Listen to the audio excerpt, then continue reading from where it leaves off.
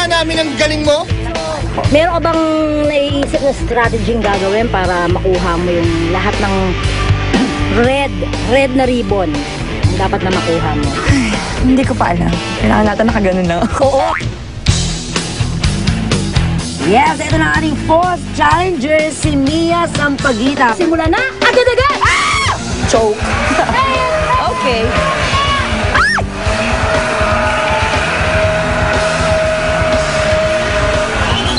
Oops. Ano ba yan? Huwag kang masyadong mahinhin! Ang hinhin mo! Kunin mo na yan! Pero pa dito sa kanan, maganda kung makumpleto mo lahat ng red ribbon. Ay! Ah! Minus tuloy ako! My goodness. Wait.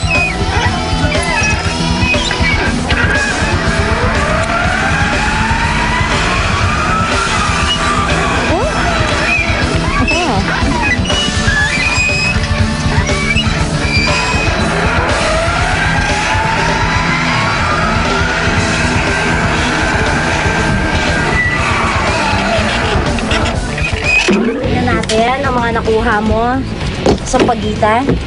So, meron kang 4. Makakadiri mo mahawakan mo yung laway ko. Yan sa ano? 4.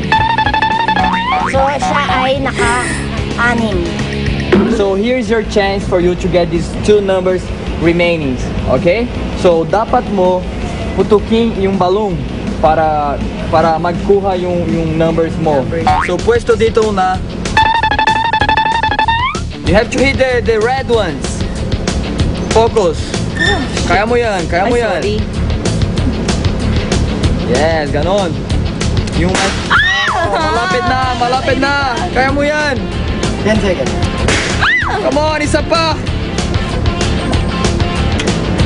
Oh. Come on, last chance. Stop. Stop time, stop. Oh, unfortunately, you're not able to complete your puzzle because you have a map mamaya and you were supposed to complete. Nandito meron akong yung palabunutan. Ano? Tumutulungan kita? Palabunutan. I was just teasing you. You're supposed to get it, pero you didn't hit any balloon, so you have 2 pieces of your puzzle missing.